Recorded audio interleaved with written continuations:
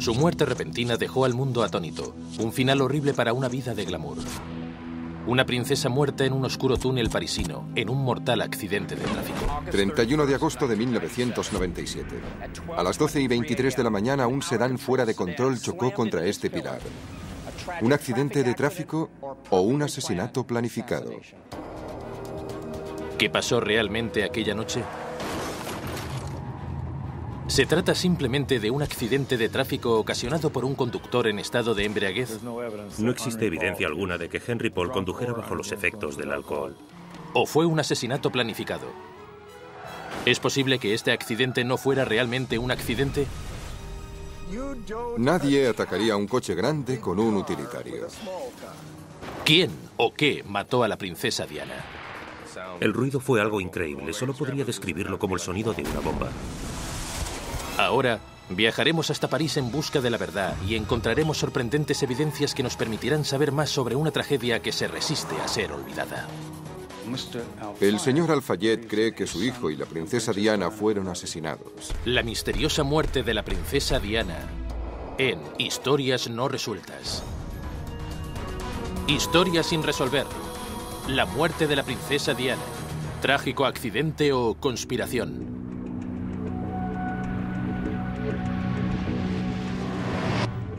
La muerte de la princesa Diana sorprendió y entristeció al mundo entero.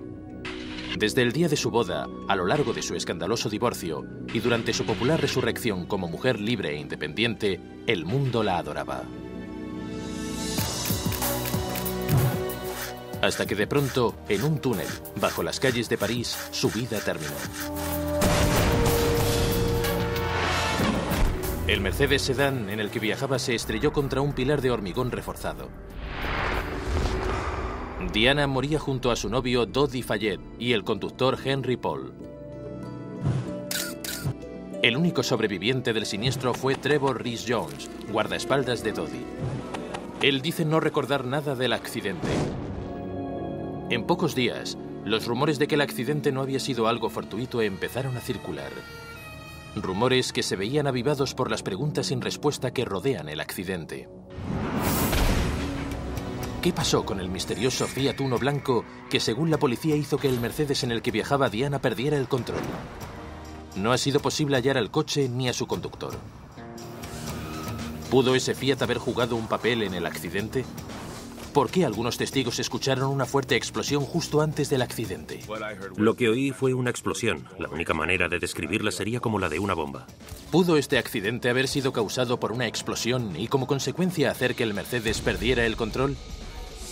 ¿Y cuál era la verdadera condición de Henry Paul, el hombre detrás del volante esa noche? ¿Conducía realmente en estado de embriaguez tal y como declaró la policía? ¿Y a qué velocidad iba el Mercedes cuando se estrelló? ¿Cuál fue la cadena de acontecimientos que culminó con las muertes de la amada princesa del pueblo y la del nuevo hombre de su vida? El fatal accidente fue la cima de un alocado romance que había empezado ese mismo verano, cuando Diana conoció a Dodi Fayed, el hijo del millonario egipcio Mohamed Al-Fayed. Su relación no le sentó bien a la familia real inglesa y protagonizó las portadas de la prensa amarilla. La prensa acosó a Diana y a Dodi allá donde fueran, y cuando su jet privado aterrizó en el aeropuerto de Le Bourget a las 3:15 de la tarde, no fue distinto. Era el 30 de agosto de 1997. A las 9:45, las cámaras de seguridad grabaron su entrada en el Hotel Ritz, con casi 30 paparazzi ante la puerta principal del hotel. 3 horas más tarde, para escapar de los paparazzi, Dodi y Diana salieron por la puerta trasera. Junto a su guardaespaldas, Trevor Rhys-Jones, subieron a un Mercedes S280 conducido por Henry Paul. ¿Su destino?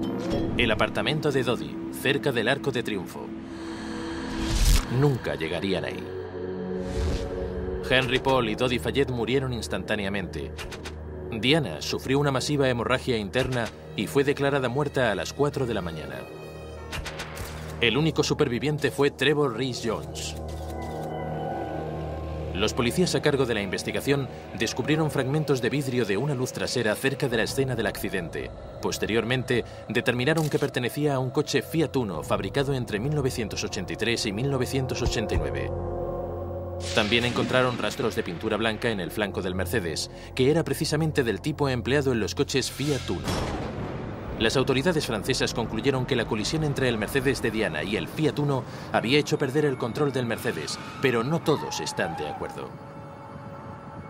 John McNamara, un veterano de Scotland Yard y antiguo agente de seguridad de Mohamed Al-Fayed, declara que las autoridades francesas han ocultado pruebas para que la verdad sobre el accidente no sea descubierta. Se nos ha negado el acceso a la corte para interrogar a los testigos, para intentar encontrar respuestas a todo lo que hemos averiguado, las cosas inexplicables que pasaron. ¿Acaso estas preguntas ignoradas evidencian algo más siniestro que un simple accidente? Me considero un investigador profesional. He trabajado durante 26 años para Scotland Yard. Y estoy convencido de que esto fue más que un simple accidente de tráfico. Y entiendo perfectamente por qué el señor Al-Fayed cree que su hijo y la princesa Diana fueron asesinados. Para ayudar a desvelar la incógnita sobre las muertes de la princesa Diana y Dodi Fayed, Historia sin resolver ha reunido a un equipo de expertos. Esto es así. Richard Ciernik, ingeniero forense, analiza las pruebas encontradas en el lugar del siniestro. Vino por detrás. Los expertos en tráfico Gordon Hale Edwards, Greg Powell y Jeff Miller intentarán reconstruir el accidente. El doctor David Posey, patólogo forense, examinará el informe de la autopsia del conductor Henry Paul. Y Jack Freitag, ingeniero acústico, verificará la exactitud de las declaraciones de los testigos.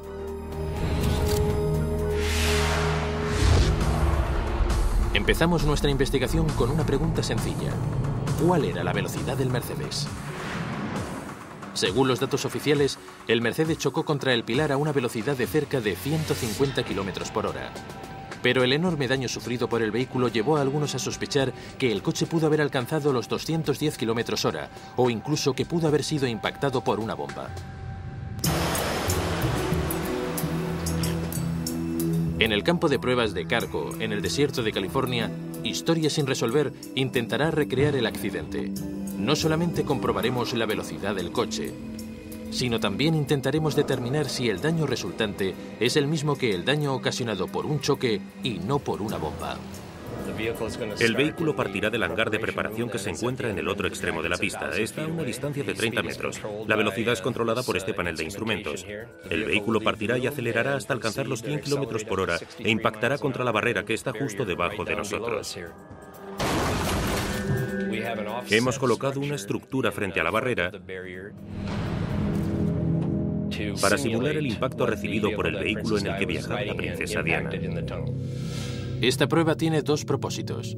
El primero es el de determinar la velocidad aproximada a la que viajaba el vehículo. La segunda parte de la prueba es la de investigar los informes de una explosión desde el interior del túnel. El testigo Tom Richardson es uno de los que aseguran haber oído una explosión. El sonido no fue el que acostumbras a oír en un accidente. No escuché cómo el metal chocaba o se retorcía. Era más parecido a una explosión, no sé cómo explicarlo, como un sonido violento, fuerte y profundo. Varios testigos han declarado haber oído ruidos en el túnel. La mayoría tiende a decir que oyeron una o dos explosiones. Creo que vale la pena investigar para averiguar si el sonido del impacto fue parecido al de una explosión o si en realidad existió algo que causó una explosión. ¿El sonido que los testigos dicen haber oído era el de una bomba? ¿O simplemente confundieron el sonido de un choque con el de una explosión? Jack Freitag es ingeniero acústico y trabaja para Charles M. Staff Associates, una de las empresas líderes en diseño acústico. Freitag creará una grabación exacta del coche para así descubrir lo que los testigos oyeron realmente, pero esta no es una tarea fácil. Primero, debe producir una grabación perfecta del choque. Aprovechando nuestra prueba de velocidad, Freitag trajo su equipo para grabar así el sonido de un coche impactando en un pilar de cemento. El mayor desafío para llevar a cabo este experimento es el de asegurarnos de obtener el nivel óptimo de grabación, y por eso deberemos efectuar múltiples pruebas. Para este experimento utilizaremos un Pontiac Bonneville, un coche de tamaño y peso similares al Mercedes S280. Finalmente, a las 3 de la tarde, después de más de 5 horas de preparación, todo está listo. Con todos los equipos preparados, el Pontiac arranca.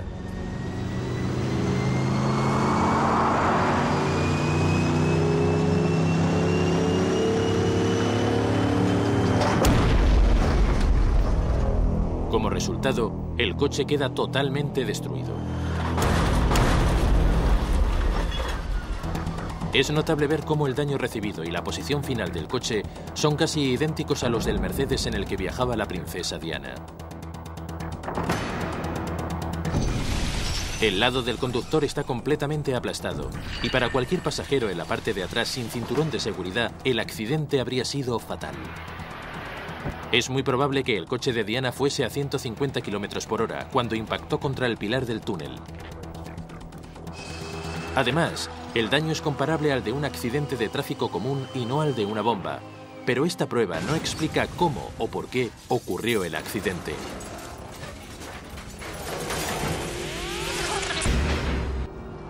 ¿Qué hizo que el coche de Diana perdiera el control? El equipo de Historia sin resolver centra su atención en el rol jugado por el misterioso Fiat Uno. ¿Se encontraba simplemente en el lugar y el momento equivocados? ¿O fue utilizado como un arma?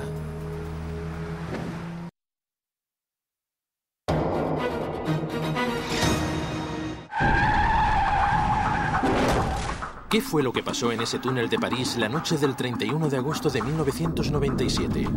Una princesa murió y todo el mundo lloró su pérdida. ¿Pero fue realmente un accidente o un asesinato? ¿Qué fue lo que pasó exactamente esa noche? Para responder a todas estas preguntas, Historia sin resolver acudió a Knot Laboratory, una compañía especializada en simulaciones de accidentes de tráfico. Basándose en nuestros resultados y en las pruebas forenses encontradas en el lugar de los hechos, el laboratorio Knot construyó una recreación digital del accidente. Esta es la versión oficial, lo que la policía dice que pasó aquella noche. Lo que intentaremos demostrar a través de esta simulación es precisamente qué le ocurrió a ese coche y a qué velocidad iba cuando se produjo el accidente.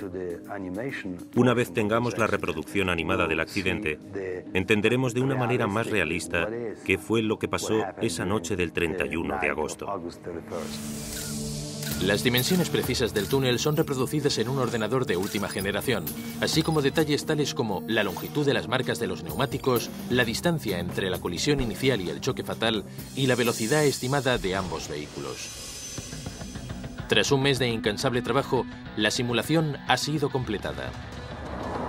El Mercedes entra en el túnel a más de 150 km/h. Intenta esquivar al Fiat Uno, pero le da un pequeño golpe al pasar. Henry Paul intenta corregir el rumbo, pero esta vez es demasiado tarde. Choca contra el pilar a una velocidad de 120 km/h. Esta es la versión oficial de los hechos, en la que el choque no es más que un trágico accidente. Basándome en las pruebas físicas y en la reconstrucción del accidente, lo que puedo decir es que el conductor cometió un error. Se acercó al vehículo a demasiada velocidad. Pero, ¿podemos acaso estar seguros de que esta reconstrucción por ordenador nos cuenta toda la historia? Hasta el día de hoy, los investigadores han sido incapaces de localizar este segundo coche o de determinar la identidad de su conductor. John McNamara cree que el conductor del Fiat Uno hizo que el Mercedes perdiera el control deliberadamente. Esa noche un Mercedes dio una vuelta de 180 grados tras haber impactado contra el pilar número 13 y el Fiat Uno quedó intacto. Eso sugiere que en su interior había un piloto profesional. ¿Era el Fiat Uno parte de una conspiración asesina? ¿Había un piloto asesino a bordo de ese coche o no fue más que un trágico accidente? Preguntamos a nuestros expertos en tráfico acerca de la teoría según la cual el Fiat pudo haber desviado al Mercedes deliberadamente. Nos contestaron que es muy difícil que un coche expulse a otro del camino o fuera de su carril, incluso cuando ambos coches son de un tamaño y peso parecido. Para tener éxito, el coche atacante debería chocar desde atrás y no desde delante. Cuando el coche atacado es más grande, la tarea se vuelve aún más difícil. No se puede atacar a un coche grande con un utilitario. Para atacar a un coche grande necesitas un camión. El Fiat Uno habría sido una pésima elección porque tiene menos de la mitad del tamaño del Mercedes. Era muy difícil plantearse un ataque en la entrada de ese túnel. La posición no es la perfecta.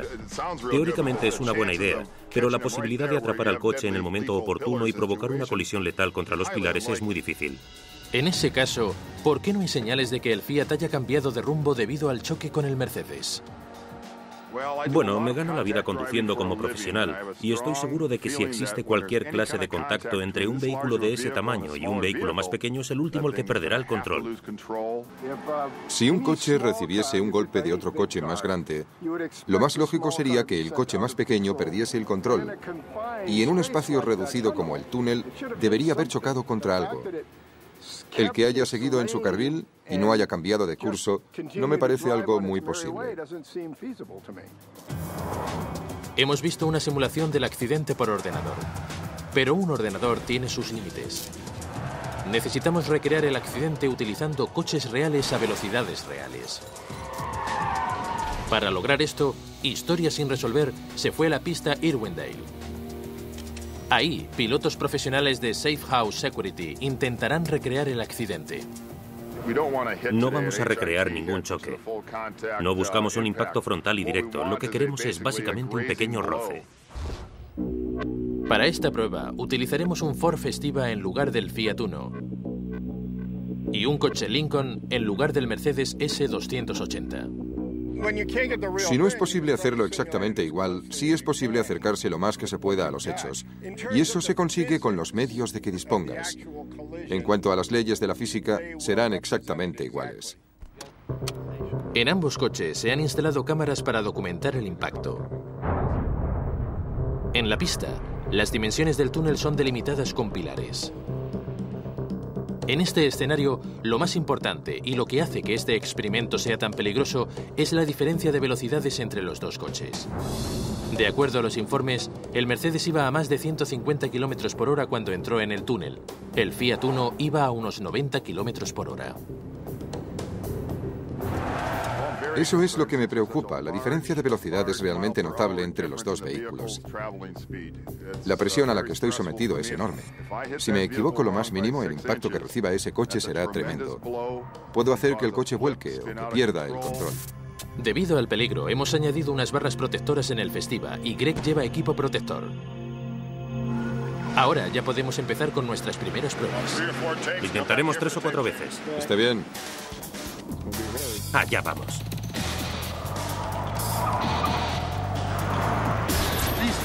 Tienes que acercarte un poco más.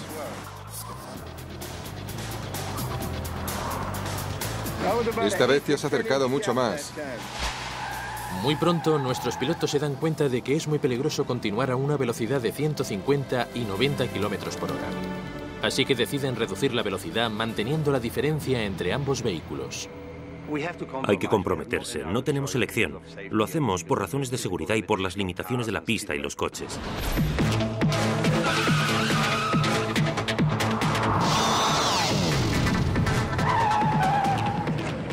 ¿Quieres estropearle el peinado o qué? Te alejas demasiado rápido.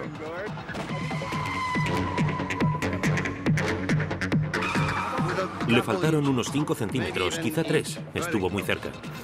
Después de más de 50 intentos y solo 15 minutos de tiempo restante, Gordon sigue sin lograr un contacto directo con el Festiva. Pero, por fin, lo logra.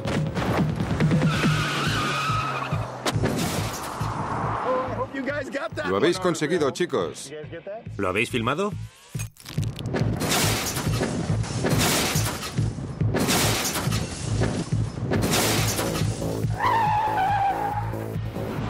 Ha sido perfecto. Perfecto. Perfecto, mira esto. Es sorprendente. El daño en el Lincoln es igual al recibido por el Mercedes. ¿Habéis notado que no se movió? Se quedó en su carril. Eso es exactamente lo que creemos que hizo el Fiat Uno. A decir verdad, casi no sentí nada. ¿Crees que es posible que el conductor del Fiat no se diera cuenta? Así es. ¿Del papel que jugó en el accidente? Realmente creo que el accidente le cogió por sorpresa. Él no se lo esperaba. Cuando yo recibí el impacto, el coche no se movió lo más mínimo. Siguió su camino. Sorprendente. Y podéis ver que la mancha de pintura blanca en el Mercedes está prácticamente en el mismo sitio. Quizás nuestra recreación sea fiel a la realidad. Nuestros expertos pilotos admiten que los resultados del examen les han dejado sorprendidos. Me sorprende porque pensé que el golpe habría hecho más daño que el recibido por el coche pequeño. Pensé que un impacto así lo mandaría fuera del carril, ya fuera contra los conos o, en el caso del puente, contra la pared.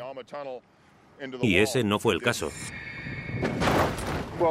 Lo que hemos probado aquí demuestra que es posible que se trate de un simple accidente.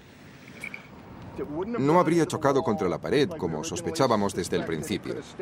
Podría haberse mantenido en su carril y salir del túnel con un daño mínimo en la parte de atrás. Es sorprendente que un impacto así no lo haya desviado. Tienes razón. Nunca creí que un coche tan grande pudiera golpear a otro más pequeño sin lanzarlo fuera de su carril, y que a la vez este siguiera conduciendo sin salirse de la calzada en un tramo de tan solo 3,5 metros de anchura. Pero acabamos de comprobar que sí es posible. Nuestro experimento ha demostrado que la colisión entre el Fiat Uno y el Mercedes pudo haber sido simplemente un accidente. El conductor del Fiat Uno pudo haber mantenido el control tras ser impactado por un coche mucho más grande. Pero quizás el mayor misterio de todo sea el papel que jugó el Fiat Uno y la identidad del conductor. ¿Se trataba solamente de un conductor inocente que pasaba por ahí? No me cabe la menor duda de que el piloto del Fiat Uno observó cómo el Mercedes chocaba contra el pilar número 13 del túnel y cómo salía despedido hasta llegar a su posición final. Y su respuesta fue simplemente la de hacerse a la izquierda, adelantar al Mercedes y seguir su camino. De esto no me cabe la menor duda. Pero si el Fiat Uno no tuvo nada que ver con el accidente, ¿por qué el piloto no se detuvo para ayudar? ¿Y por qué nunca ha declarado aquello que vio? Esta persona podría tener la clave del misterio de lo que pasó aquella noche, pero las autoridades francesas no han sido capaces de identificar al piloto, y un hombre, que podría haber sido identificado como tal, murió 3 años después bajo extrañas circunstancias. ¿Y qué hay de las declaraciones de testigos que aseguran haber oído una explosión poco antes del impacto? El equipo de Historias sin resolver irá a la escena del accidente para investigar la teoría de que todo pudo haber sido causado por una bomba.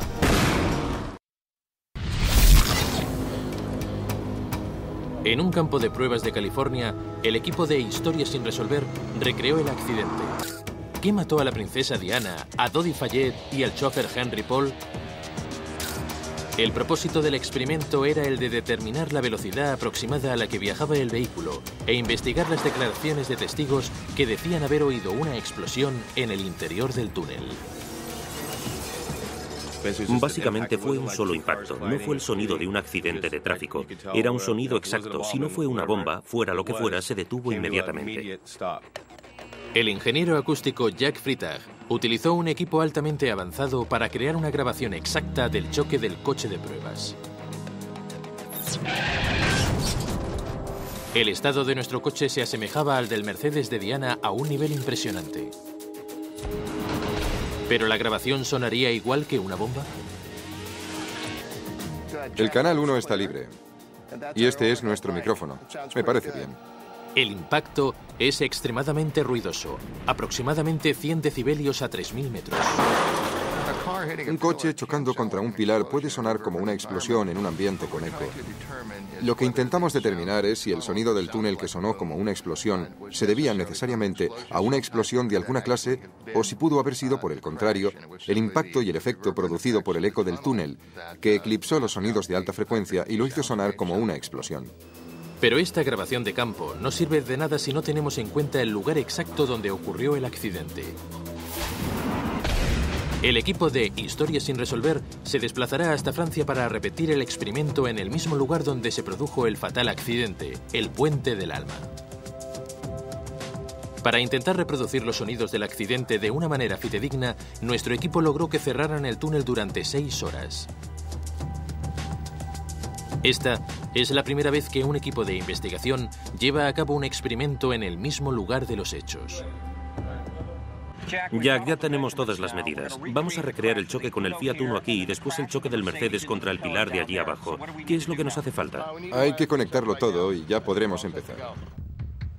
Jack Freitag ha traído las grabaciones obtenidas en las 2 pruebas llevadas a cabo en California. Pero pronto nos vimos enfrentados a un problema. ¿Cómo reproducir el sonido de los impactos al nivel de decibelios que tenía el túnel esa noche? Cada problema tiene una solución.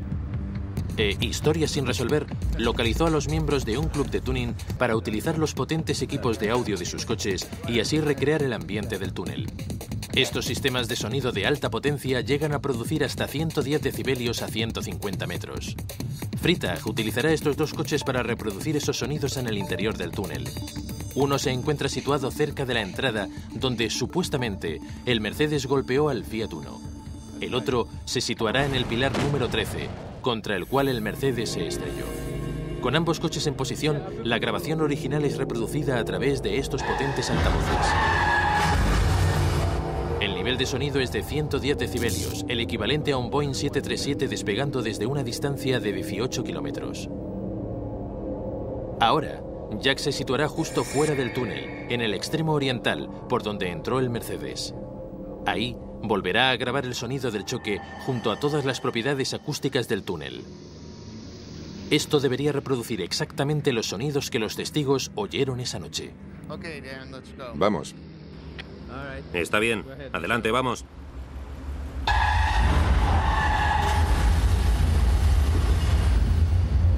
Incluso fuera del túnel, el sonido del choque supera los 89 decibelios. Creo que ya tenemos la posición 1. Veamos la posición 2. Ahora, Jack se dirige al extremo occidental, cerca de donde se encontraba Tom Richardson. Adelante. En ese extremo el sonido es mucho mayor, casi 93 decibelios. Ese sonido fue mucho más fuerte que el del otro lado. Si yo hubiera sido un testigo, podría haberlo oído perfectamente. Con la grabación del túnel completada, Jack regresa a su laboratorio en San Francisco, California, para enseñarle las pruebas a Tom Richardson. Primero, Jack reproduce el sonido de la parte oriental del túnel. Empecemos por el primero.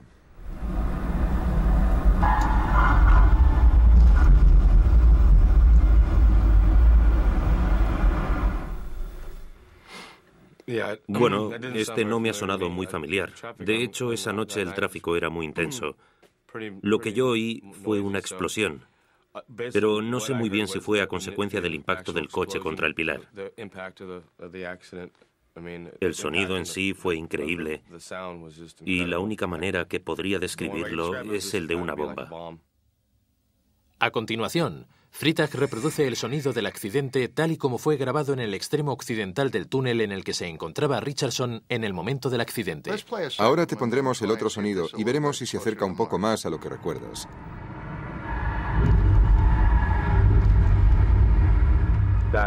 Eso es. Sí, es de lo que hablaba. Estoy seguro. Este es el impacto. Cuando oí la grabación del ala oeste, lo reconocí enseguida. Cuando lo oí, se me puso la piel de gallina. Eso fue lo que yo escuché. Nuestras pruebas apuntan a que el sonido de la explosión pudo provenir del Mercedes estrellándose contra el pilar del túnel, y los testigos que declaran haber oído una explosión pudieron haberse equivocado.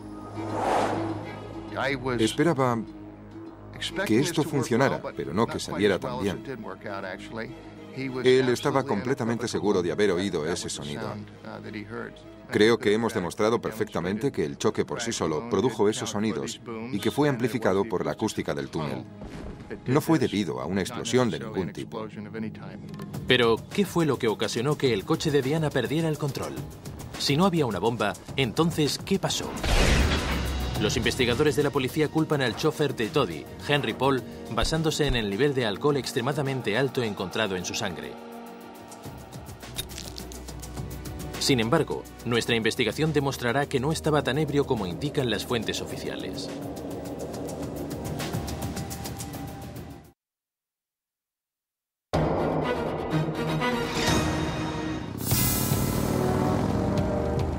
El 31 de agosto de 1997, a las 12:23 de la noche, la princesa Diana, su novio Dodi Fayette y su chofer Henry Paul murieron cuando el Mercedes en el que viajaban se estrelló contra un pilar en este túnel de París.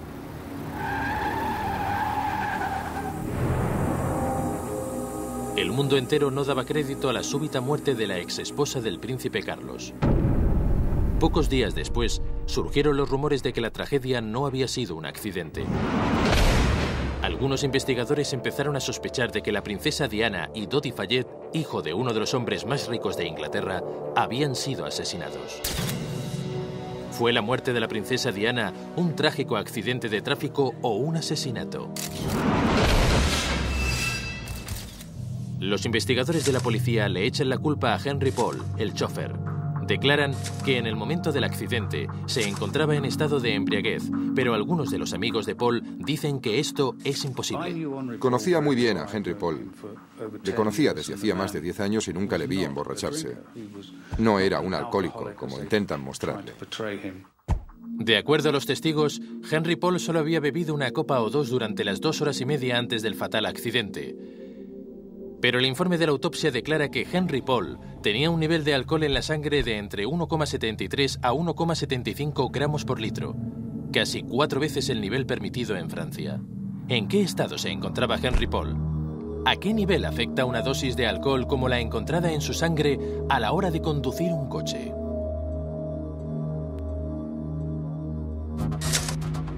Para responder a todas estas preguntas, nuestro equipo acudió al simulador de conducción nacional de la Universidad de Iowa para llevar a cabo un experimento con Daniel Martínez. Y esta es la sala de control. Aquí controlamos todas las operaciones del simulador. Este simulador de conducción es el más sofisticado del mundo. Desarrollado por la Agencia de Seguridad Nacional de Carreteras, utiliza un automóvil real integrado a uno de domo y a la vez lleva incorporado un sistema controlado por ordenador. Este sistema permite que el sujeto de estudio conduzca en un ambiente virtual. Es la manera perfecta para comprobar los efectos del alcohol en un conductor sin poner en peligro su vida o la de otras personas. Estaremos controlando el tiempo de reacción que tienes al enfrentarte a determinados obstáculos que te encuentres a tu alrededor y en todo momento habrá más de un vehículo circulando. Hicimos una prueba con Daniel en el simulador antes de que bebiera alcohol. El ambiente en 3 dimensiones incluye un número de lugares urbanos que reproducen condiciones del mundo real. Daniel conduce correctamente. A continuación, se le da a Daniel una cantidad de alcohol, la suficiente para que, supuestamente, llegue al mismo nivel hallado en la sangre de Henry Paul, entre 1,73 y 1,75 gramos por litro de sangre. Lo que hicimos fue darle una dosis elevada de vodka con zumo de naranja y le pedimos que se la tomara con el estómago vacío y a intervalos. De esta manera nos aseguraríamos de alcanzar el nivel de alcohol requerido para la prueba. Un destornillador. Sí. Primer vaso.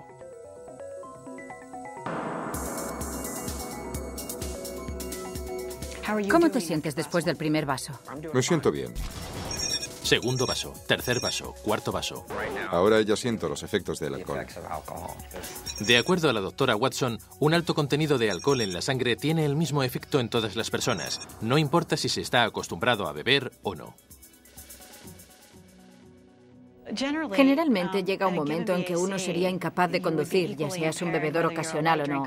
La única diferencia que podríamos encontrar es que si uno está acostumbrado a beber, para llegar al mismo nivel de alcohol en la sangre tenga que consumir más. Aún así, el efecto del alcohol es el mismo en ambos casos. No te duermas. ¿No te puedes dormir? Está bien. Al cabo de 2 horas y media y de 11 copas de alcohol, Daniel alcanza el mismo nivel de alcohol hallado en la autopsia de Henry Paul.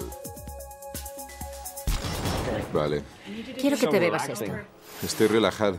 En este momento está sintiendo los efectos del alcohol. Estoy mareado. Daniel está muy mareado. Ven aquí, amigo. Por fin ha llegado la hora de coger el coche. Daniel es llevado al simulador. Un miembro del equipo le acompaña por si hay algún contratiempo. No debería estar conduciendo. No. Quiero decir que puedo ver la carretera. Veo el simulador, pero sé que no debería estar conduciendo. Bueno, quizás no quiera verlo. No debería estar conduciendo. Estoy borracho. Daniel está visiblemente ebrio y tiene dificultades para concentrarse en sus tareas. Al principio tiene problemas para poner el coche en marcha. No. Pisa el embrague. Mete la segunda.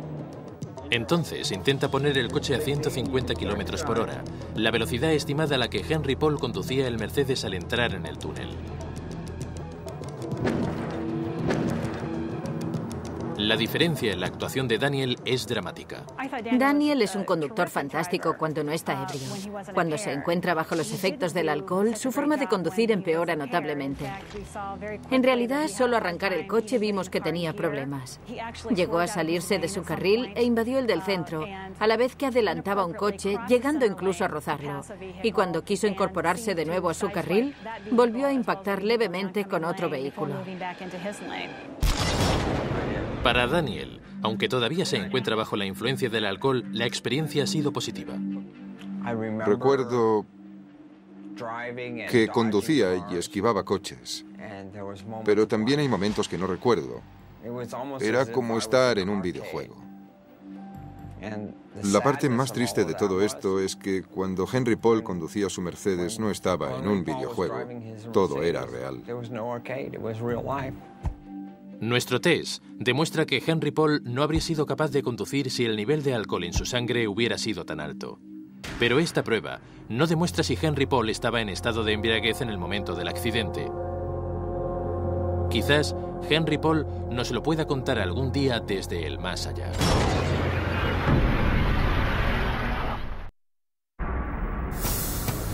Estas son las últimas imágenes que se conocen de la princesa Diana, Dodi Fayette, Henry Paul y Trevor Rhys Jones, captadas por las cámaras de seguridad en el momento de abandonar el Hotel Ritz. En los vídeos obtenidos por las cámaras de seguridad, Henry Paul no parece estar borracho, pero el informe oficial de la policía concluyó que en ese momento se encontraba ebrio. ¿Existe alguna manera de esclarecer esta contradicción? Quizás la respuesta yazca en la autopsia de Henry Paul. Le pedimos al patólogo forense Dr. David Posey que reevaluara el sumario de estos informes. El médico forense observó que Henry Paul tenía un nivel de alcohol realmente alto y, sin embargo, no había indicación alguna de que fuera un bebedor habitual. En los bebedores habituales es necesario examinar el hígado, que está aquí, y normalmente en pacientes que son bebedores habituales, si este no está en estado cirrótico, su tamaño ha aumentado. Y no solo eso, sino que el color marrón o rojo que vemos en la autopsia también sería diferente. El color debería ser de un tono amarillento grasoso, sino de un color entre amarillo y naranja. Estas son en definitiva las señales que buscamos para determinar si una persona acostumbra a beber. Pero el hígado de Henry Paul no presentaba ninguna de estas señales. Su hígado tenía un tamaño y consistencia normales, no había evidencia de un cambio. Así que lo que podemos determinar es que el nivel de alcohol encontrado en su sangre y el estado de su hígado no demuestran concordancia alguna. Se podría decir que Henry Paul no acostumbraba a beber. Otro detalle que me preocupa es que durante la autopsia de Henry Paul no se mencionara ningún tipo de olor característico en su estómago. Si hubiese tenido el nivel de alcohol que dicen en su sistema circulatorio, 1,75 miligramos por decilitro de sangre, lo más normal habría sido notar un intenso olor etílico proveniente del estómago durante el curso de la autopsia. Y este dato no aparece en los informes. A continuación, le pedimos al Dr. Posey que examinara los vídeos obtenidos por las cámaras de seguridad del Hotel Ritz para buscar cualquier indicio de que Henry Paul estuviera borracho esa noche. Son aproximadamente las 12:20 de la noche del 31 de agosto de 1997. Podemos ver a Henry, que era el chofer, a Trevor, el guardaespaldas, a la princesa Diana y a Dodi Fayette. Henry parece estar completamente sobrio. Su manera de andar no demuestra estado alguno de embriaguez. No se balancea. No existe evidencia de que esté borracho o bajo la influencia del alcohol en ese momento. Recordad que esta escena fue captada pocos minutos antes del accidente. ¿Es posible que las muestras de sangre de Henry Paul hubieran sido manipuladas a propósito o por accidente? ¿Es posible que el análisis de su sangre y, lo que es más importante, el nivel de alcohol hallado en ella sean erróneos? A petición de la familia de Henry Paul, una segunda muestra de sangre fue obtenida y analizada. Los resultados apoyaban los informes iniciales. Yo diría que existen dos casos posibles. El primero, que las muestras de sangre fueran contaminadas por los contenidos del estómago, y el segundo, que éstas fueran cambiadas por accidente. Pero nunca sabremos si esa era la sangre de Henry Paul. ¿Accidente o conspiración? El debate continúa. Según mi experiencia, no fue un accidente fuera de lo común.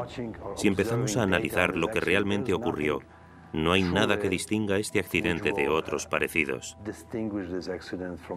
Solo la gente que estuvo involucrada en el accidente. Sin embargo, para algunos, muchas preguntas persisten y las respuestas continúan sin saberse. Se me advirtió que si continuaba con mis investigaciones en París sería arrestado y encarcelado porque lo considerarían obstrucción a la justicia. Quizás la clave del misterio sea el conductor del segundo coche, el Fiat Uno blanco. Pero hasta el día de hoy, los investigadores no han sido capaces de identificar ni al conductor ni al coche. Las autoridades francesas arrestaron a dos hombres que tenían un Fiat Uno blanco con daños similares. Uno, un guardia de seguridad vietnamita que fue interrogado y al que dejaron en libertad. El otro era un fotógrafo de prensa llamado James Anderson. Durante la investigación encontramos un Fiat Uno propiedad de James Anderson. El coche fue vendido a un taller un mes después del accidente. Según McNamara, James Anderson estaba entre los paparazzi que perseguían a Diana y a Dodi esa noche. Anderson fue interrogado por la policía después del accidente porque conocían bien su interés por Dodi y Diana, y este se inventó la disparatada excusa de que no se encontraba en París a la hora del accidente.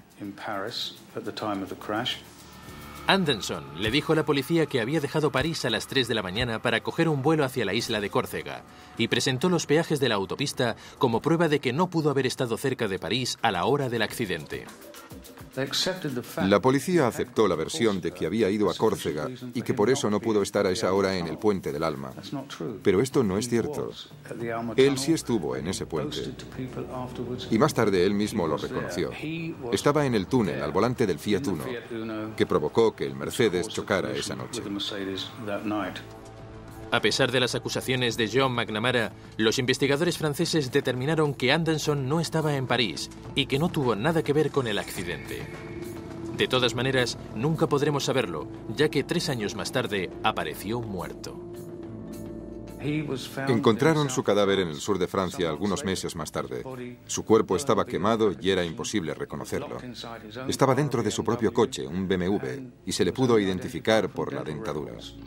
La muerte de Anderson, declarada como suicidio, nos deja sin ninguna pista que seguir. Los investigadores aún buscan la identidad del piloto del Fiat Uno, y sin ese testigo de la tragedia, quizás nunca podamos saber si Diana fue víctima de un accidente de tráfico normal o de un asesinato.